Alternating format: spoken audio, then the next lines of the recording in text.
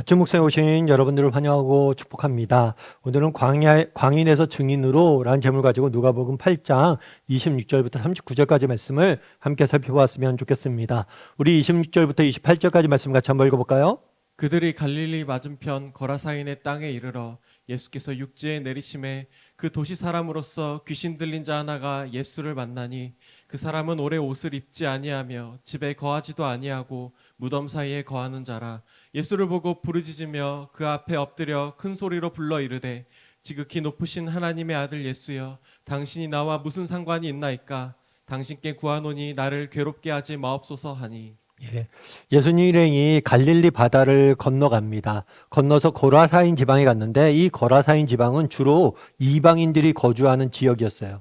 그런데 이 고라사인 지방에 갔더니 누가 나왔냐면 귀신 들린 한 사람이 예수님을 맞이하게 됩니다.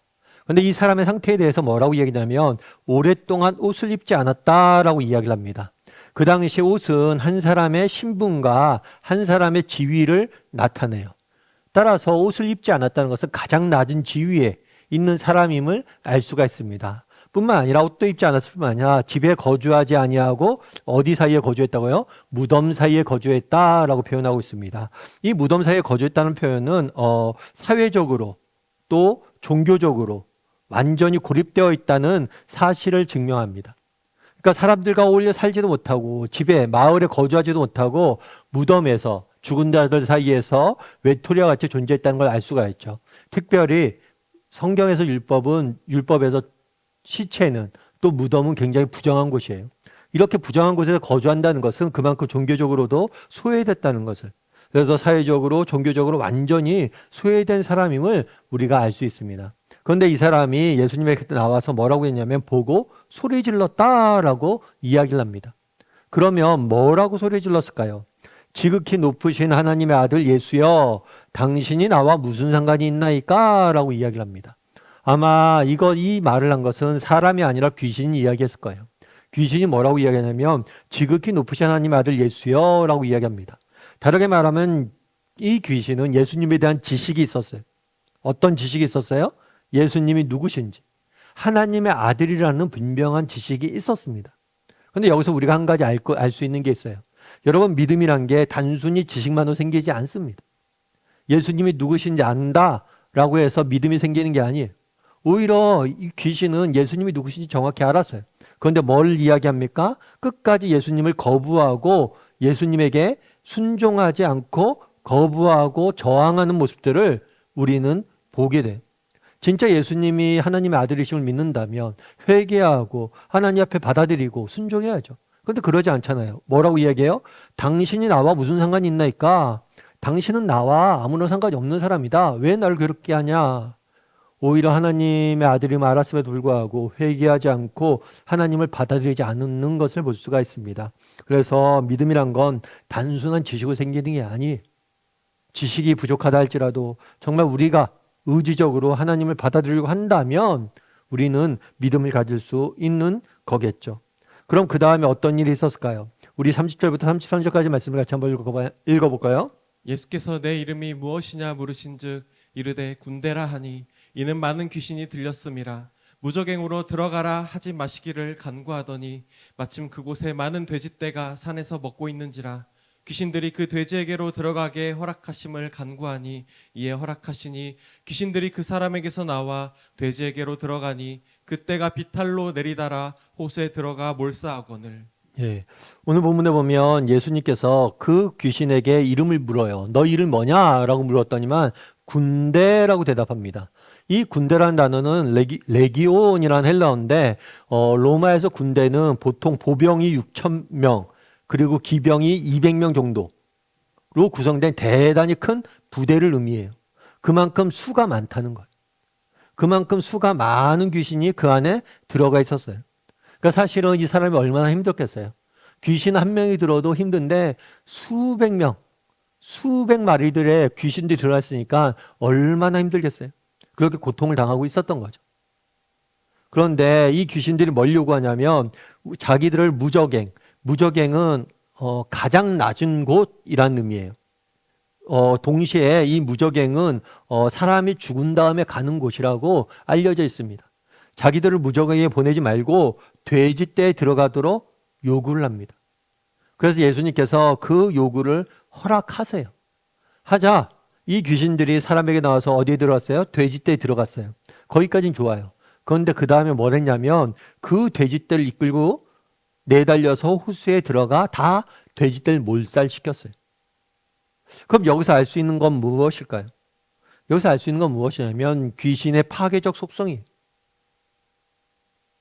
예수님은 가는 곳곳마다 병든 자를 고치시고 악한 영들을 내쫓으시고 사람을 살립니다. 하지만 귀신이 가는 곳마다 사람을 괴롭히고 사람을 파괴하고 사람을 무너뜨리는 것들을 보게 돼요. 뿐만 아니죠.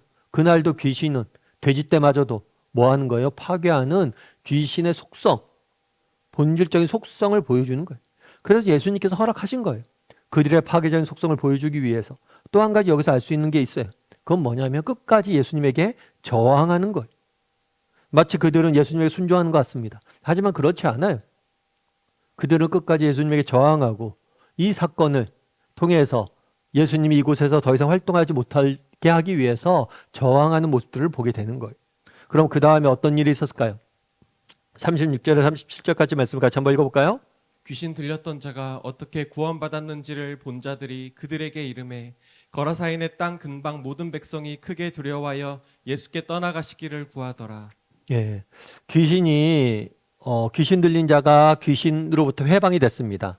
근데 여기까지는 좋은데 그 다음에 뭐가 있었어요? 돼지떼들이 몰살당했어요.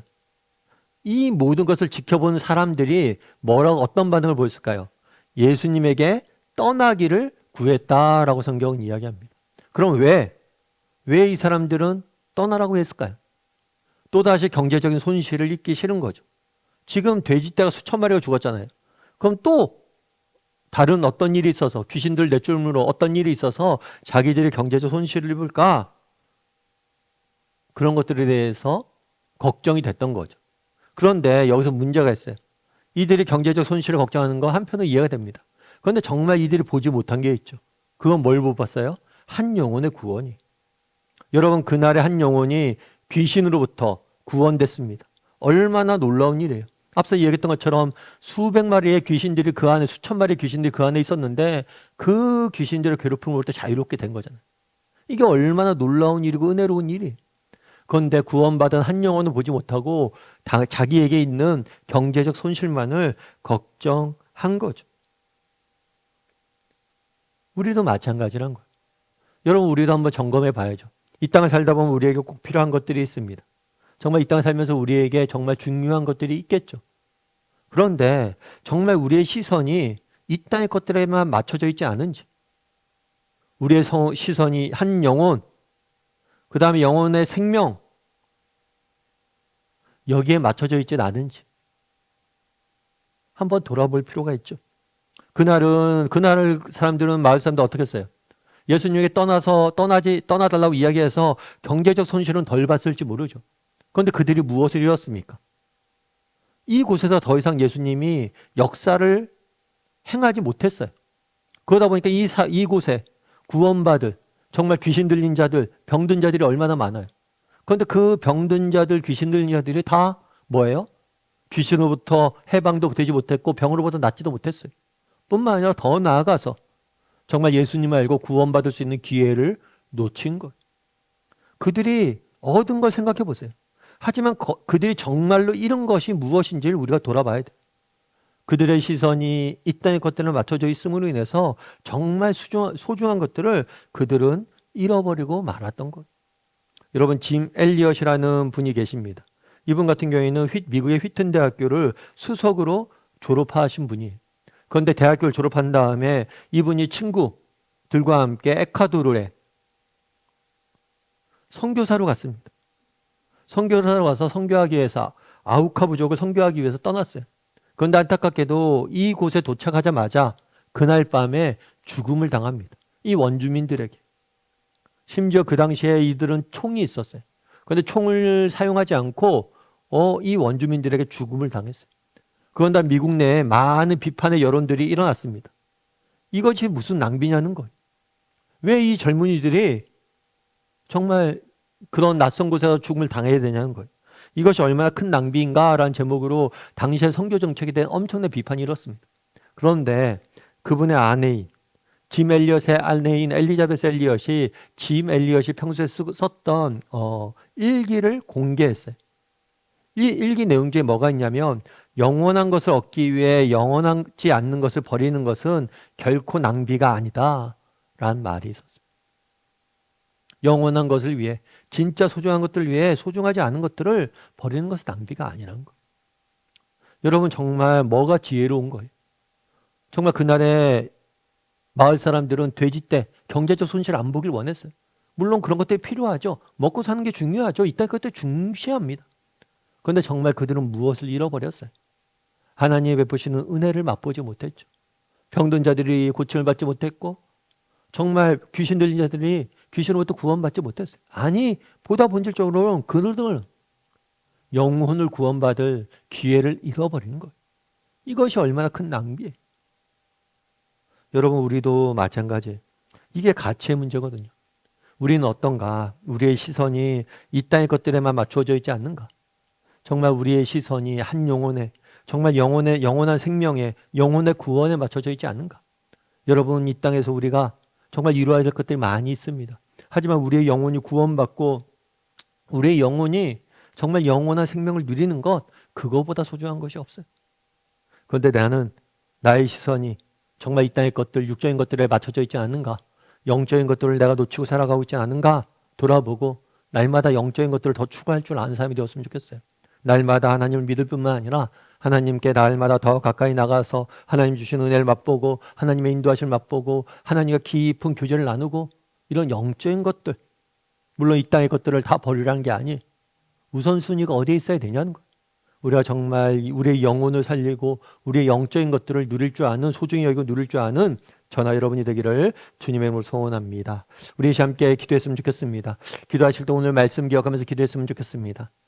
오늘 본문에서 정말 거라사인 지방에서 귀신 들린 자를 고치시는 예수님의 모습을 보게 됩니다.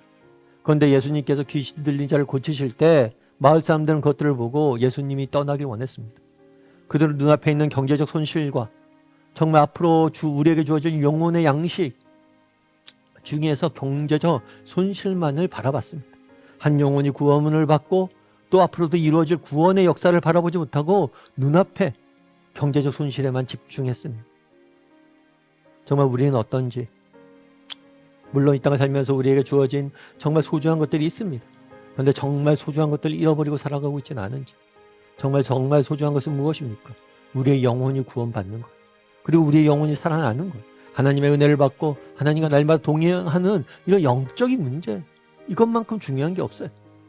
그래서 나는 영혼의 이 영적인 문제가 얼마나 소중하고 귀한 것인지 깨달아 알고 정말 구원과 또 하나님과 날마다 동행하는 삶을 살아가는, 영적으로 깨어있는 삶을 살아갈 줄 아는, 영적인 것에 투자할 줄 아는 사람이 되게 해달라고 이 시간 목소리로 같이 기도하도록 하겠습니다. 같이 기도하시겠습니다.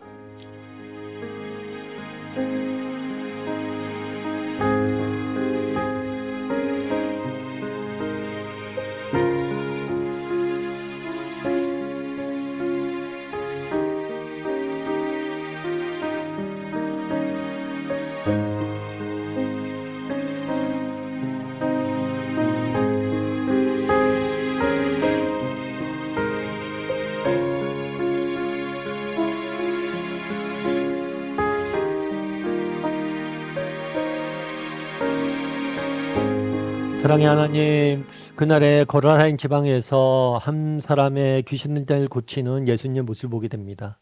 그런데 그런 예수님에게 떠나달라고 요청하는 사람들의 모습을 보게 됩니다.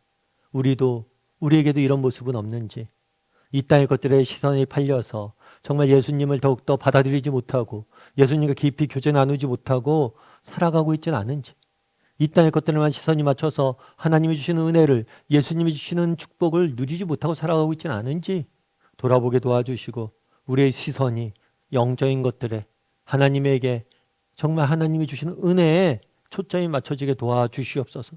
그래서 정말 이 땅의 것들보다 우리의 영혼을 구원하고 우리의 영혼이 더욱더 살찌는 것에, 풍요로워지는 것에 초점을 맞추고 살아갈 줄 아는 우리 모두가 될 수 있도록 주여 은혜를 더하여 주시옵소서.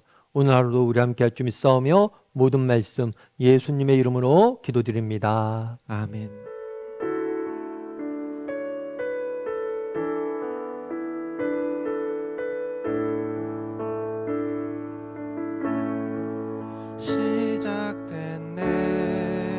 시작됐네 우리 주님의 능력이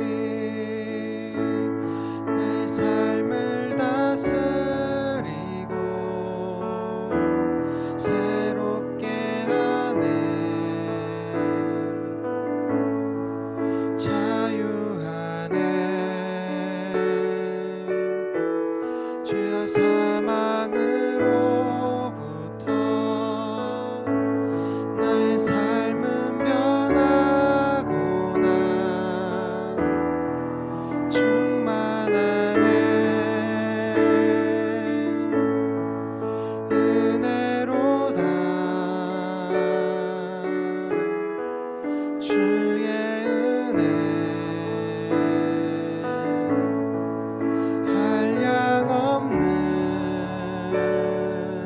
한량없는 주의 은혜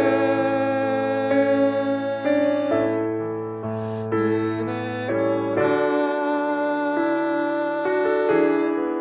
주의 은혜